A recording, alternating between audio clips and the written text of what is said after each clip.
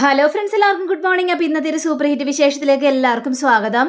അങ്ങനെ നമ്മുടെ നയന നല്ല സുന്ദരിയായിട്ട് ഒരുങ്ങി വരികയാണ്. അപ്പോൾ ഞാൻ ഒന്ന് പുറത്തേക്ക് പോയിട്ട് വരാം കേട്ടോ, അർജുൻ എവിടെ എന്നൊക്കെ ചോദിച്ചുകൊണ്ടാണ് ഈ തുള്ളിച്ചാടി വരുന്നത്. അപ്പോൾ ഇത് കണ്ട നന്ദയാണെങ്കിൽ, ആഹാ എവിടെ പോകുന്നു നയന?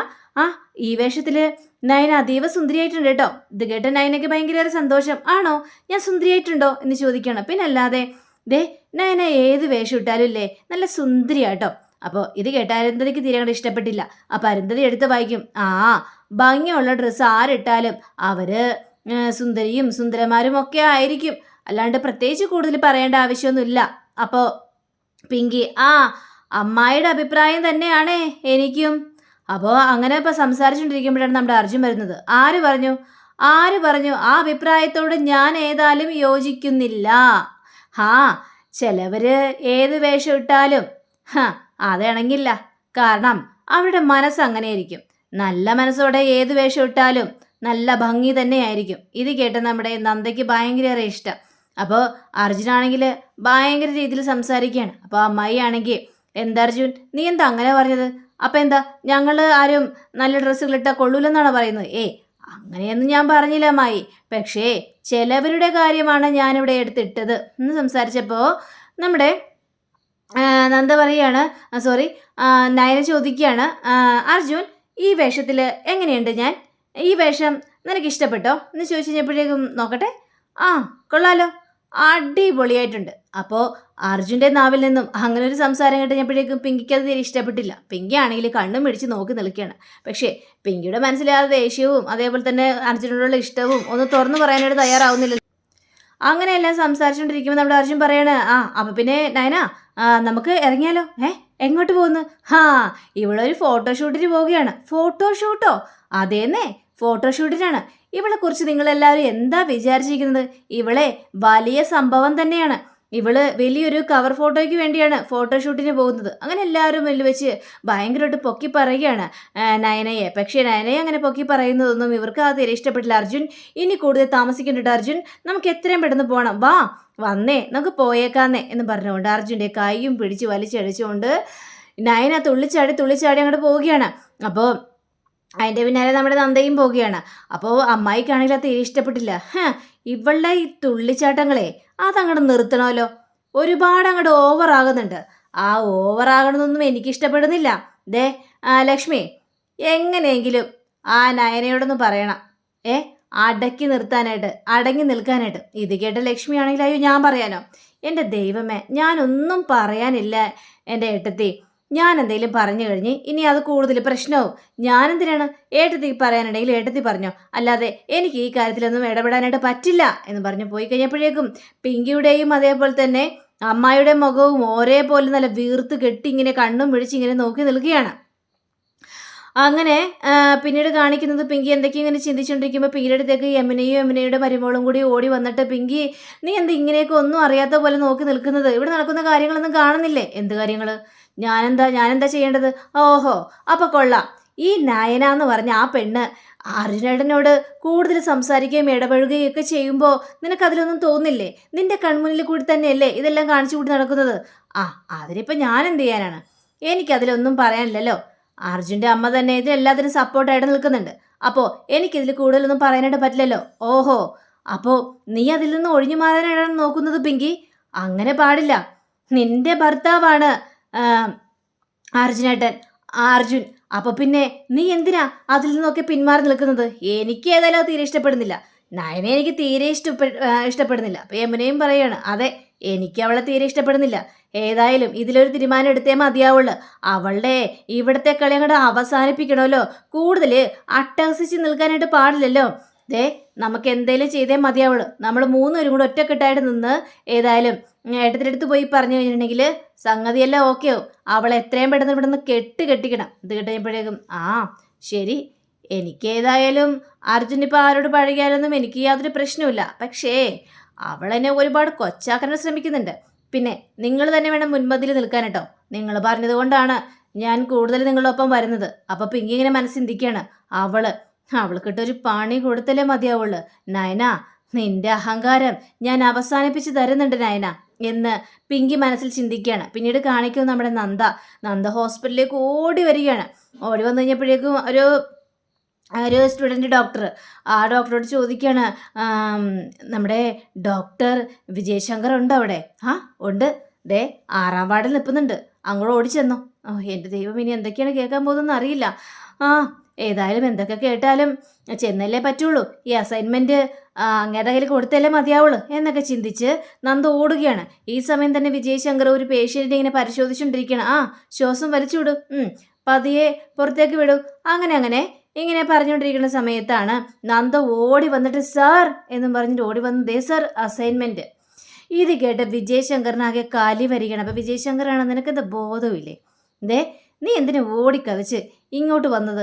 നിന്നെ ഇപ്പം ഇങ്ങോട്ട് ആരെങ്കിലും ക്ഷണിച്ചോ എന്നൊക്കെ പറഞ്ഞുകൊണ്ട് എല്ലാവരുടെ മുന്നിൽ വെച്ച് നമ്മുടെ നന്ദയെ ഇൻസൾട്ട് ചെയ്യുകയാണ്.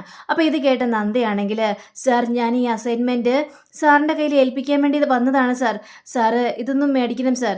ഓ അങ്ങനെയാണോ? ഞാൻ പറഞ്ഞ അസൈൻമെൻ്റ് ആണോ ചെയ്തുകൊണ്ട് വന്നിരിക്കുന്നത്? സാർ പുതിയൊരു സബ്ജക്റ്റ്, അത് ചെയ്യുന്നത് വലിയ പ്രയാസം തന്നെയാണ് സാർ, സാറൊന്ന് ആലോചിച്ച് നോക്കൂ സാർ. സാർ ഇതിലുള്ള കുറേ കറക്ഷനൊക്കെ ഞാൻ മാറ്റിയിട്ടുണ്ട് സാർ, സാർ ഏതെങ്കിലും സ്വീകരിക്കണം. ഓ അപ്പം താൻ എന്നെ പഠിപ്പിക്കാൻ വേണ്ടി വരികയാണോ? തനിക്ക് വകതിരിവെന്ന് പറഞ്ഞ സാധനം ഉണ്ടോ ആളക നന്ദ?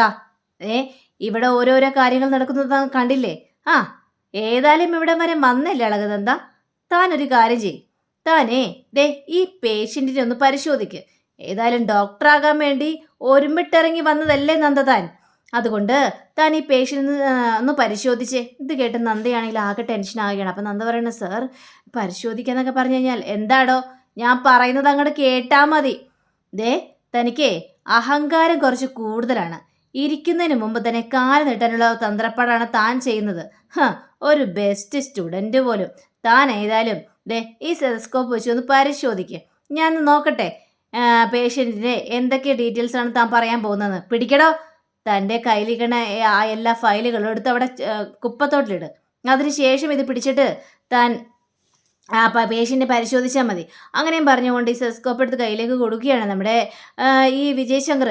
അപ്പം ഇതൊക്കെ കേട്ടുകഴിഞ്ഞപ്പോഴേക്കും നന്ദയ്ക്കാകെ പേടി തോന്നുന്നു. കാരണം നന്ദ എന്നിട്ട് എന്ത് ചെയ്യാം, പറഞ്ഞു പോയില്ലേ വിചാരിച്ചുകൊണ്ട് ആ സ്റ്റെതസ്കോപ്പ് എടുത്ത് ചെവിയിലേക്ക് വെക്കുകയാണ്. ചെവിയിലേക്ക് വെച്ചിട്ട് നേരെ ഈ വിജയശങ്കരെ നോക്കിക്കൊണ്ട് നിൽക്കുകയാണ്. എന്താണ് താൻ എൻ്റെ മുഖത്ത് നോക്കി നിൽക്കുന്നത്? ഇവിടെ പേഷ്യൻറ്റിൻ്റെ മുകളിലായിട്ട് പോയിട്ടാണ് താൻ പരിശോധിക്കാനായിട്ട് പോകുന്നത്. താൻ പരിശോധിക്കടോ എന്ന് പറഞ്ഞു കഴിഞ്ഞപ്പോഴേക്കും നന്ദ കൈ വിറച്ച് പേഷ്യൻറ്റിൻ്റെ ഹൃദയത്തിലൊക്കെ ഇങ്ങനെ നെഞ്ചത്തൊക്കെ ഇങ്ങനെ വെച്ച് ഇങ്ങനെ നോക്കിയാണ്. പക്ഷേ നന്ദ വെക്കുന്നതൊന്നും കറക്റ്റല്ല. അങ്ങനെ ഈ വിജയശങ്കർ പറയണം, എടുത്തോണ്ട് പോടോ, തൻ്റെ ആ സ്റ്റെതസ്കോപ്പ് ഇങ്ങോട്ട് തന്നിട്ട് ഇങ്ങോട്ട് തരാനാണ് പറഞ്ഞത്. വലിയ സ്റ്റുഡൻറ്റ് പോലും, സ്റ്റുഡൻറ്റിന് വേണ്ടിയുള്ള അവാർഡ് മേടിച്ച വ്യക്തിയാണ്, ഒരു ചുക്കും അറിയില്ല. എന്നിട്ട് അഹങ്കാരത്തിൻ്റെ കൈയും കാലൊക്കെ വെച്ചുകൊണ്ട് വന്നിരിക്കുകയാണ്. മേലാൽ ഇത്തരത്തിലുള്ള സംസാരം കൊണ്ട് എൻ്റെ മുന്നിലേക്ക് വന്നു പോരുത്. തൻ്റെ അഹങ്കാരമൊക്കെ തൻ്റെ വീട്ടിൽ വെച്ചാൽ മതി, ഈ കോളേജിൽ അത് നടക്കില്ല എന്ന് പറഞ്ഞുകൊണ്ട് എല്ലാവരുടെ മുന്നിൽ വെച്ച് ഭയങ്കരമായിട്ട് ഇൻസൾട്ട് ചെയ്ത് കഴിഞ്ഞപ്പോഴേക്കും നന്ദ ഭയങ്കരമായിട്ടും കാര്യമാണ്. ഗെറ്റ് ഔട്ട്, ഇനി കണ്ടുപോരുത്, പോടോ പുറത്തേക്ക് എന്ന് പറഞ്ഞ്. അപ്പോൾ നന്ദ കരഞ്ഞുകൊണ്ട് നേരെ പുറത്തേക്ക് ഇറങ്ങി ഓടിപ്പോവുകയാണ്. അപ്പോൾ അവിടെ നിന്ന് വെച്ചാൽ ആ സ്റ്റുഡൻറ്റുകളെല്ലാം ഭയങ്കരമായിട്ടും ചിരി. അപ്പോൾ കണ്ടില്ലേ, ഇതൊക്കെ വെറും പൂങ്കണ്ണീര്. കാരണം ഓരോ സ്റ്റുഡൻറ്റിൻ്റെയൊക്കെ ഒരേ അടവുകളാണിതെല്ലാം, മറ്റുള്ളവരെ ബോധിപ്പിക്കാൻ വേണ്ടിയുള്ള പൂങ്കണ്ണീര്. ഇതിലൊന്നും നമ്മൾ വീണ് പോകാനായിട്ട് പോകുന്നില്ല എന്നൊക്കെ പറഞ്ഞുകൊണ്ട് ഈ വിജയശങ്കർ ഇങ്ങനെ കാര്യങ്ങളെല്ലാം സംസാരിക്കുകയാണ്. പിന്നീട് കാണിക്കുന്നത് അരുന്ധതി അമ്മായിയാണ്. അപ്പോൾ അരുന്ധതി ആണെങ്കിൽ ലക്ഷ്മിയോട് സംസാരിച്ചിട്ടുണ്ടെങ്കിൽ ലക്ഷ്മി ഇതിങ്ങനെ വിട്ടാൽ ശരിയാവില്ല. പിങ്കിയുടെ മനസ്സ് മാറി, അവളുടെ പകുതി മനസ്സാണ്, ഇവിടെ നിന്ന് പോകാനുള്ള മനസ്സൊന്നും അവൾക്ക് ഇപ്പം ഇല്ല. ഇത് കേട്ടുകഴിഞ്ഞപ്പോഴേക്കും ഏട്ടത്തിക്ക് അതെങ്ങനെ അറിയാലോ, കാരണം അവളുടെ ഓരോരോ സ്വഭാവത്തിൽ നിന്നും എനിക്ക് മനസ്സിലാവുന്നുണ്ട്. അന്ന് കണ്ടില്ലേ ദേഷ്യപ്പെട്ട് വന്നത് കണ്ടായിരുന്നോ എന്ന് ചോദിച്ചപ്പോഴേക്കും അത് ഞാൻ കണ്ടു. അത് തന്നെയാണ് ഞാൻ പറയുന്നത്. ഡിവോഴ്സിൽ നിന്ന് പകുതി മനസ്സ് മാറ്റിയിരിക്കുകയാണ് നമ്മുടെ പിങ്കിയുടെ സ്വഭാവം ഇനിയും മാറ്റിക്കൊണ്ട് വരണം. എന്നിട്ട് അർജുനായിട്ട് ഒന്നിപ്പിക്കുക തന്നെ ചെയ്യണം. ഒരിക്കലും ഈ വീട്ടിൽ നിന്ന് അവൾ പോകാനായിട്ട് പാടില്ല. ഈ വീട്ടിലെ മരുമകളാണ് അവൾ, അതുകൊണ്ട് അവൾ ഈ വീട്ടിൽ തന്നെ ഉണ്ടാകണം എന്നിങ്ങനെ ഇവർ സംസാരിച്ചുകൊണ്ടിരിക്കുന്ന സമയത്താണ് അർജുൻ്റെ അമ്മ വന്നിട്ട് ഏട്ടത്തി എന്ന് വിളിച്ചുകൊണ്ട് വരികയാണ്. എന്തൊക്കെയാണ് ഈ പറഞ്ഞു കൂട്ടുന്നത്? നിങ്ങൾ എന്തിനാണ് പിങ്കിക്ക് വേണ്ടി സപ്പോർട്ട് ചെയ്യുന്നത്? ഇപ്പം എന്താ ഇവിടെ പ്രശ്നം ഉണ്ടായത്? അല്ല, പിങ്കി ഇവിടെ നിന്ന് പോകാൻ വേണ്ടി നിൽക്കുകയാണ്. അർജുൻ്റെ ജീവിതത്തിൽ നിന്ന് പോകാൻ വേണ്ടി നിൽക്കുകയാണ്. അത് അവളെടുത്ത തീരുമാനമാണ്. ആ തീരുമാനത്തിൽ നിന്ന് നിങ്ങൾ എന്തിനാണ് അവളെ പിന്തിരിപ്പിക്കാനായിട്ട് നോക്കുന്നത്? അവൾ പോണെങ്കിൽ അങ്ങോട്ട് പോട്ടെ. ദേ യമുനെ, സോറി, ദേ ഞാനൊരു കാര്യം പറഞ്ഞേക്കാം. നീ ഇങ്ങനത്തെ സംസാരങ്ങളൊന്നും സംസാരിക്കാൻ നിൽക്കരുത്. നിന്റെ മരുമകളല്ലേ പിങ്കി. ഞാൻ അവളെ അടിച്ചോടിച്ചില്ലല്ലോ. പക്ഷേ അവൾ പോകണമെന്നും പറഞ്ഞുകൊണ്ട് വാശി പിടിച്ചിരുന്നല്ലേ. അപ്പോൾ ഇങ്ങനെയൊക്കെ സംഭവിക്കാനായിട്ട് പോകുന്നുള്ളൂ. നീ അങ്ങനെയൊന്നും പറയരുത്. അതവളെ വിവരമില്ലായ്മ കൊണ്ട് ചെയ്താണ്. പിന്നെ അവളുടെ മനസ്സിപ്പോൾ മാറിക്കൊണ്ടിരിക്കുകയാണ്. അതുകൊണ്ട് അർജുൻ്റെ ജീവിതത്തിലേക്ക് അവൾ വരുന്നെങ്കിൽ വരട്ടെ. ഇല്ല ഏട്ടത്തി, ഒരിക്കലും സമ്മതിക്കാനായിട്ട് ഞാൻ പോകുന്നില്ല. കാരണം അവളെൻ്റെ അർജുൻ്റെ ജീവിതത്തിലേക്ക് വരണ്ട. ഇനി ഒരിക്കലും ഉണ്ടാകാനായിട്ട് പാടില്ല. അർജുന് ഇവളെനിക്ക് നല്ലൊരു ജീവിതം കിട്ടും. അങ്ങനെ കിട്ടിയ എൻ്റെ മോൻ സന്തോഷമായിട്ട് ജീവിക്കട്ടെ. ദേ ഇനി ഈ കാര്യത്തെക്കുറിച്ച് പറയാൻ പാടില്ല. ഇവിടുത്തെ കാരണവരുടെ സ്ഥാനം എനിക്കാ ഉള്ളത്. ഇവിടെ എന്ത് വേണം എന്ത് വേണ്ടാന്ന് തീരുമാനിക്കുന്നത് അത് ഞാനാണ്. പിങ്കിക്ക് അർജുനെ വിട്ടു പോകാൻ മനസ്സില്ലെങ്കിൽ അവരൊരുമിച്ച് തന്നെ ജീവിക്കും. അതെൻ്റെ തീരുമാനമാണ്. അതിൽ നിന്ന് ആരും അഭിപ്രായം പറയാനായിട്ട് നിൽക്കണ്ട. അതെനിക്ക് തീരെ ഇഷ്ടമില്ലാത്ത കാര്യമാണ്. പിന്നെ നീ എന്തിനു ഇതിൽ കൂടുതൽ വാശി പിടിക്കുന്നു? നിൻ്റെ മകൻ്റെ ജീവിതം പറപ്പിക്കാൻ വേണ്ടി നോക്കുകയാണോ? ഇത് കേട്ട ലക്ഷ്മി ആണെങ്കിൽ ദേ ഒന്ന് നോക്കണം. പിങ്കി എന്ന് പറയുന്നത് അർജുൻ്റെ ഭാര്യയാണ്. അവർ തമ്മിൽ ചില സൗന്ദര്യപ്പിണക്കങ്ങൾ ഉണ്ടായിരിക്കും. അവർക്ക് ഒത്തുകൂടാൻ താല്പര്യമുണ്ടെങ്കിൽ അത് നമ്മൾ ഒരുമിച്ച് ചേർക്കുകയല്ലേ വേണ്ടത്. അല്ലാതെ എന്തിനാണ് അവർ വേർപിരിക്കാനായിട്ട് നോക്കുന്നത്? നിങ്ങൾക്ക് അവളെക്കുറിച്ച് പറഞ്ഞാലൊന്നും മനസ്സിലാവില്ല. നിങ്ങളിപ്പോൾ എല്ലാവരും ഒറ്റക്കെട്ടായല്ലേ? അതെ, ഒറ്റക്കെട്ടായി. പിങ്കിയെ ഇവിടെ നിന്ന് പറഞ്ഞു വിടാനൊന്നും ഞങ്ങൾക്ക് ഏതായാലും മനസ്സില്ല. അപ്പോൾ നിൻ്റെ മനസ്സിലിരിപ്പൊക്കെ എനിക്ക് മനസ്സിലായി. അതുകൊണ്ടായിരിക്കും അല്ലേ പഴയ കഥാപാത്രങ്ങളെല്ലാം ഇങ്ങോട്ട് കൊണ്ടുവന്നത്? പഴയ കഥാപാത്രങ്ങളോ? അതേന്നേ. നയനയെക്കുറിച്ച് തന്നെയാണ് ഞങ്ങൾ പറഞ്ഞത്. നയനയെ ഇവിടെ കൂട്ടിക്കൊണ്ടു വന്നിട്ട് പിങ്കിയെയും അർജുനെയും പിരിക്കാൻ വേണ്ടിയല്ലേ ഇങ്ങനത്തെ പരിപാടികളെല്ലാം ചെയ്യുന്നത്? എൻ്റെ ഏട്ടത്തി അങ്ങനെയൊന്നുമല്ല. ഞാൻ അമ്പലത്തിലേക്ക് ധ്യാനിച്ചുകൊണ്ടിരിക്കുമ്പോഴാണ് നയനയെ കണ്ടത്. അങ്ങനെ നയനയെ കണ്ടു കഴിഞ്ഞപ്പോഴേക്കും ഞാൻ പോവുകയാണെന്ന് പറഞ്ഞു കഴിഞ്ഞപ്പോഴേക്കും ഞാനെന്നാ കൂടെ വരുന്നു എന്ന് പറഞ്ഞുകൊണ്ട് എൻ്റെ കൂടെ കൂടിയതാണ്. ഇത് ഞങ്ങളങ്ങോട്ട് വിശ്വസിക്കണം അല്ലേ? ഇത് വിശ്വസിക്കാൻ മാത്രം മണ്ടികളല്ല ഞങ്ങൾ. പിന്നെ നയനയുടെ ഒരടവും ഇവിടെ നടക്കാനായിട്ട് പോകുന്നില്ല. ഇനി അവള് മുറപ്പെണ്ണാണല്ലോ. പക്ഷേ ആ മുറപ്പെണ്ണിൻ്റെ സ്ഥാനമൊക്കെ ഇവിടെ വേണ്ട. അർജുനൊരു ഭാര്യയുണ്ട്. ആ ഭാര്യയായിട്ട് മാത്രം അവൻ മുന്നോട്ട് പോയാൽ മതി. അല്ലാതെ അർജുൻ്റെ ജീവിതത്തിൽ ഇനി വേറൊരു പെണ്ണ് പാടില്ല. പിങ്കിക്ക് അവനെ പിരിയാൻ തന്നെയാണ് താല്പര്യമെങ്കിൽ പിരിഞ്ഞു പോയിക്കോട്ടെ, അതിൽ പ്രശ്നമൊന്നുമില്ല.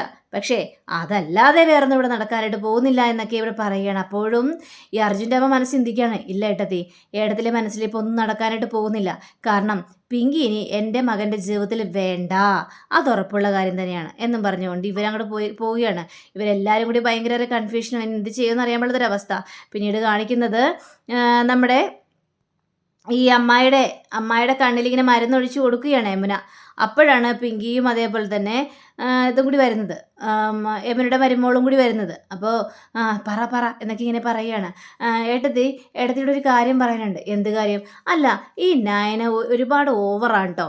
നയനയുടെ ഓവർ സ്മാർട്ടിനൊക്കെ നിർത്തി കൊടുക്കണം. അർജുനോട്ട് ഒരുപാട് വഷളാകുന്നുണ്ട്. എന്ത് വഷളാകും? നിങ്ങൾ എന്താ പറഞ്ഞു വരുന്നത്? എനിക്ക് മനസ്സിലാവുന്നില്ല.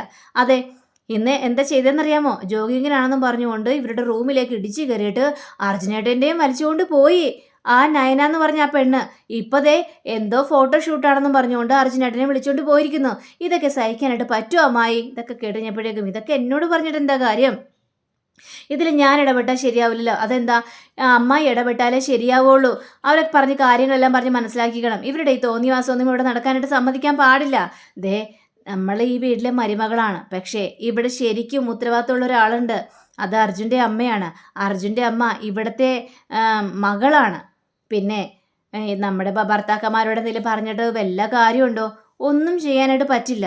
നമ്മളുടെ മരുമകൾ മാത്രം വന്നു കയറിയ പെണ്ണുങ്ങൾ. പക്ഷേ അധികാരവും സ്ഥാനവും എല്ലാം അവൾക്ക് വേണ്ടി അവൾക്കാണുള്ളത്. ഇതൊക്കെ കേട്ടുകഴിഞ്ഞപ്പോഴേക്കും എന്നാലും അമ്മായി ഇങ്ങനെയൊക്കെ പറഞ്ഞിട്ടുണ്ടെങ്കിൽ എങ്ങനെ ശരിയാവുന്നത്? പിങ്കി ചേച്ചിയുടെ മുഖം ഒന്ന് നോക്കിക്കണ്ടേ, എന്ത് സങ്കടമാണ് നോക്കിയേ. അപ്പോൾ നമ്മുടെ അരുന്ധതി അമ്മായി ആണെങ്കിൽ പിങ്കിയുടെ മുഖത്തേക്കൊന്ന് നോക്കിയാണ്. പിങ്കിയുടെ മുഖത്തേക്ക് നോക്കി കഴിഞ്ഞപ്പോഴേക്കും പിങ്കി ആണെങ്കിൽ മോന്തയും താത്തി പിടിച്ചുകൊണ്ടിരിക്കുകയാണ്. ഇവളുടെ മുഖത്ത് ഒരു സന്തോഷവും. അർജുനായിട്ട് നയന ഇടപഴകുന്നതോ ഒന്നും ഇവൾക്ക് വലിയ കുഴപ്പമൊന്നും ഉണ്ടായിട്ട് എനിക്ക് തോന്നുന്നില്ല. അങ്ങനെ കുഴപ്പമുണ്ടായിരുന്നെങ്കിൽ എപ്പോഴേ ചോദിച്ചാനായിരുന്നു. അങ്ങനെ ഇവൾക്കൊരു കുഴപ്പമില്ല. പിന്നെ ഇവൾക്ക് ഇല്ലാത്ത കുഴപ്പമില്ല. നിങ്ങൾ എന്തിനാണ് വെറുതെ വലിച്ചു കൂട്ടി വെക്കുന്നത്? ഇതൊക്കെ കേട്ടുകഴിഞ്ഞപ്പോഴേക്കും നമ്മുടെ പിങ്കി ആണെങ്കിൽ നയനെ അർജുനും ഇടപെടുന്നതിൽ ഇപ്പം എനിക്കൊന്നും പറയാനായിട്ട് പറ്റില്ല. പക്ഷേ നയൻ്റെ അഹങ്കാരം നിർത്തണം. നയന എന്നെ കൊച്ചാക്കിക്കൊണ്ടാണ് ഓരോ കാര്യങ്ങളും സംസാരിക്കുന്നത്. ഇതോടെ കൊച്ചാക്കിക്കൊണ്ടോ? നിന്നെ അവഗണിച്ചുകൊണ്ട് തന്നെയാണ് അവൾ ഓരോരോ കാര്യങ്ങൾ സംസാരിക്കുന്നത്. അത് അങ്ങനെ വെറുതെ വിട്ടാൽ പറ്റില്ലല്ലോ. അവൾക്കിട്ട് നല്ല പണിഷ്മെന്റ് തന്നെ കൊടുക്കണം എന്നൊക്കെ പറഞ്ഞപ്പോഴേക്കും ഇതിൽ എനിക്കൊന്നും പറയാനില്ല. നിങ്ങളുണ്ടല്ലോ ഇവിടെ. അല്ല, ഞാൻ തന്നെ എന്തിനാ അവളെ ഒതുക്കുന്നത്? നിങ്ങളില്ലേ? ഞങ്ങളോ? അതെ, നിങ്ങൾ തന്നെ. നിങ്ങൾക്ക് അവളെ ഒതുക്കാനായിട്ട് സാധിക്കും. ആ ഒരു കാര്യം മാത്രം നിങ്ങൾ ചെയ്താൽ മതി. ഇതെല്ലാം നിങ്ങൾക്ക് ഞാൻ വിട്ടു തന്നിരിക്കുകയാണ്. മനസ്സിലായല്ലോ എന്നും പറഞ്ഞുകൊണ്ട് ഇങ്ങനെ നിൽക്കുകയാണ്. അപ്പം അങ്ങനെയും കാണിച്ചുകൊണ്ടാണ് നമ്മുടെ ഇന്നത്തെ റിവ്യൂ ഇവിടെ അവസാനിച്ചിരിക്കുന്നത്. അടുത്ത റിവ്യൂവിനെ കാത്തിരിക്കുക, സബ്സ്ക്രൈബ് ചെയ്യുക. എല്ലാവർക്കും നല്ലൊരു ദിനം ആശംസിക്കുന്നത്. നമസ്കാരം. Thank you. See again. By.